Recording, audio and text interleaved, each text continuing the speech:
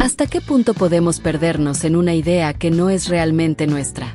¿Cuánto de lo que somos está construido con influencias externas que, sin darnos cuenta, terminan moldeando nuestra identidad hasta desdibujarla por completo?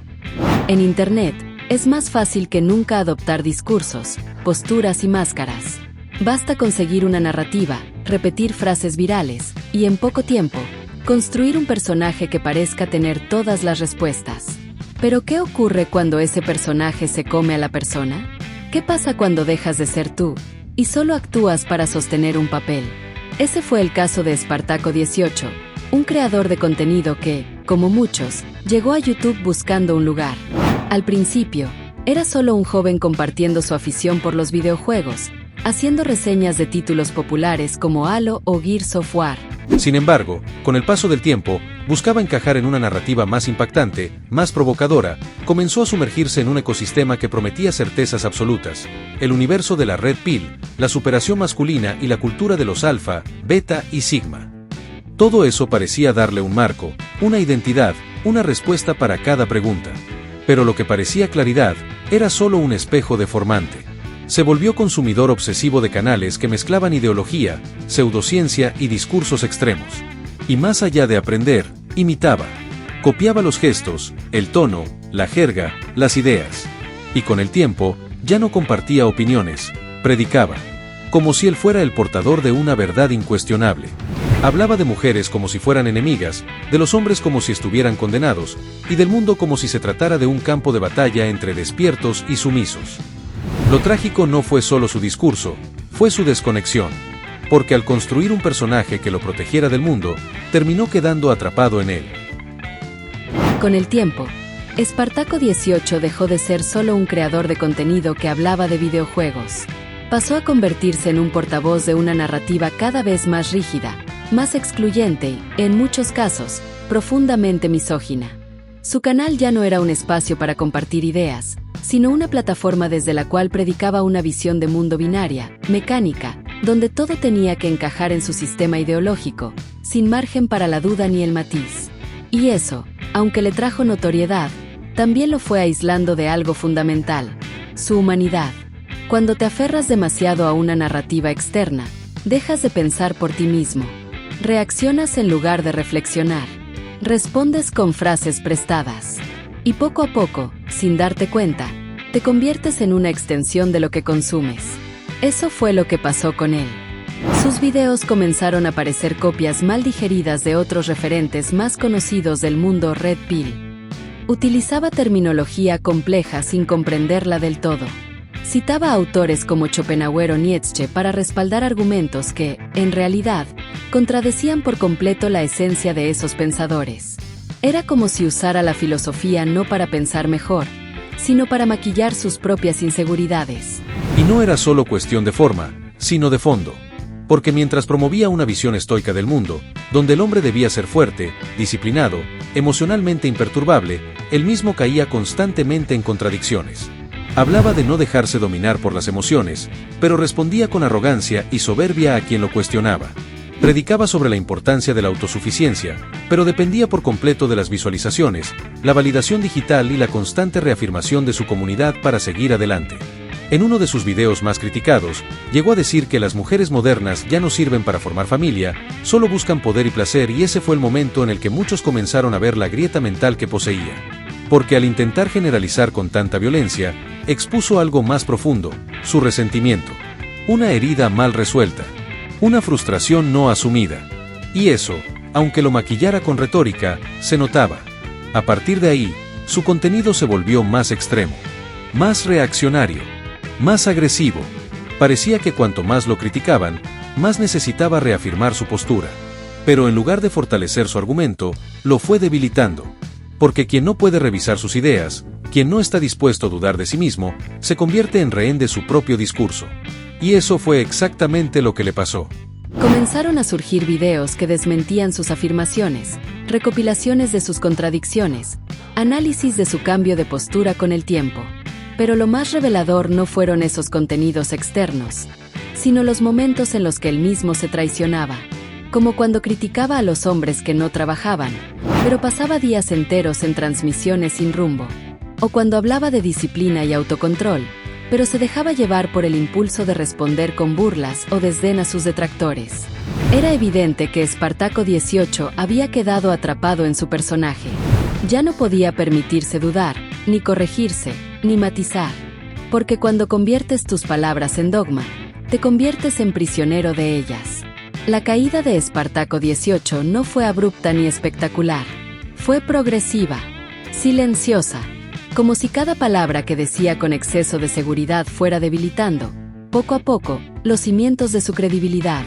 Porque cuando todo lo que construyes está sostenido por un personaje rígido, cualquier gesto humano, cualquier contradicción, cualquier fisura, se convierte en una amenaza para el castillo que has levantado. Y esas fisuras comenzaron a hacerse cada vez más visibles. No solo para los demás, sino también, aunque él no lo admitiera, para sí mismo. Ya no era capaz de reírse de sí mismo. Todo lo tomaba como un ataque. Ya no conversaba con sus seguidores. Les predicaba. Ya no pensaba con apertura. Repetía con rigidez. El canal que alguna vez había sido un espacio de diálogo se transformó en una cámara de eco, donde solo eran bienvenidos los que pensaban igual, y todo el que cuestionaba era etiquetado como infiltrado, beta o parte del sistema. Ese tipo de pensamiento binario es propio de alguien que ha dejado de pensar. Porque cuando no puedes sostener un desacuerdo sin sentirte amenazado, lo que estás defendiendo no es una idea, es un ego frágil. En el fondo, Espartaco XVIII ya no era un hombre con ideas. Era una idea que había devorado al hombre. Y eso es lo más peligroso de perder el equilibrio entre lo que se predica y lo que se vive. Porque, desde la filosofía estoica, el valor de una persona no está en cuántas palabras puede articular con firmeza, sino en cuánto de esas palabras puede encarnar con coherencia. El estoico no busca ser seguido, sino ser íntegro. No se aferra al reconocimiento, sino a la virtud. No le teme al cambio, sino a la ignorancia de sí mismo. Pero Espartaco no pudo cambiar. No porque no tuviera la capacidad, sino porque no quiso cuestionar su personaje. Y eso lo fue alejando incluso de quienes al principio lo admiraban. Porque con el tiempo, incluso sus seguidores comenzaron a notar que detrás de su lenguaje duro no había evolución. Que su discurso no crecía, no se refinaba, no se abría. Solo se endurecía. Y esa dureza, cuando no viene de la sabiduría, se convierte en una coraza que ya no protege, aísla. En uno de sus últimos videos, se le notaba más irritable, más reactivo, menos centrado. Sus ideas eran cada vez más repetitivas, su tono más hostil, sus argumentos más débiles. Como si ya no hablara desde la convicción, sino desde el miedo a perder la autoridad que tanto había defendido. Y es que cuando todo tu valor está puesto en tener razón, cualquier duda puede parecer una amenaza existencial. Fue entonces cuando comenzó a desaparecer. Ya no subía contenido con regularidad. Ya no respondía con la misma energía. Ya no mostraba esa imagen impenetrable que tanto había cultivado. Algunos pensaron que se estaba reinventando. Otros, que estaba planeando un regreso con más fuerza. Pero lo cierto es que no regresó. Y no porque no pudiera, sino porque probablemente ya no supiera cómo. La historia de Espartaco XVIII no es solo la historia de un creador de contenido que cayó en contradicción. Es la historia de lo que puede ocurrirnos a cualquiera cuando confundimos nuestro valor con nuestro personaje, cuando dejamos que la imagen que proyectamos sea más importante que la verdad que vivimos. No lo juzgo, pero el problema no está en haber caído en eso. El problema está en no querer salir, en negarse a mirar hacia adentro, en preferir ser admirado por una idea que no te representa, que ser criticado por una verdad que sí te define. El estoicismo enseña que la libertad no se encuentra en tener la razón, sino en conocerte con claridad. En vivir conforme a tus valores, aunque eso implique perder la aprobación del resto.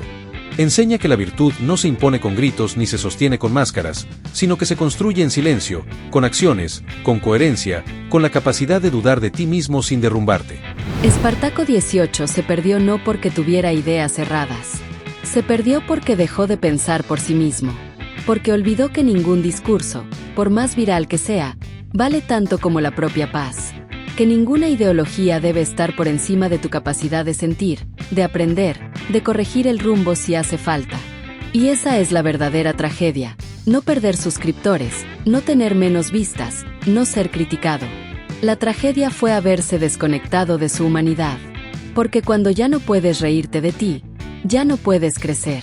Cuando ya no puedes escuchar al otro, ya no puedes comprender. Y cuando ya no puedes cambiar, solo queda endurecerte, hasta romperte por dentro. Si algo podemos aprender de su historia es esto: cuida tu identidad como cuidas tu integridad. No te aferres a una idea que te aleja de lo que realmente eres. No confundas convicción con cerrazón. Y sobre todo, no le entregues tu alma a un personaje, por mucho que te aplaudan por interpretarlo.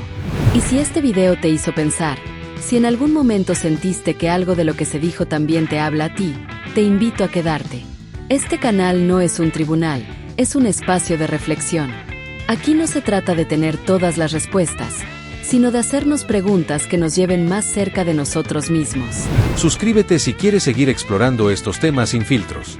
Dale like si esta historia te movió algo por dentro. Y compártela con alguien que tal vez está viviendo una batalla silenciosa con su propia imagen. ¿Y tú, alguna vez sentiste que estabas actuando un papel que ya no podías sostener? ¿Alguna vez tuviste que soltar una idea para volver a ti? Gracias por ver, por pensar y por seguir buscando, aunque eso signifique empezar de nuevo.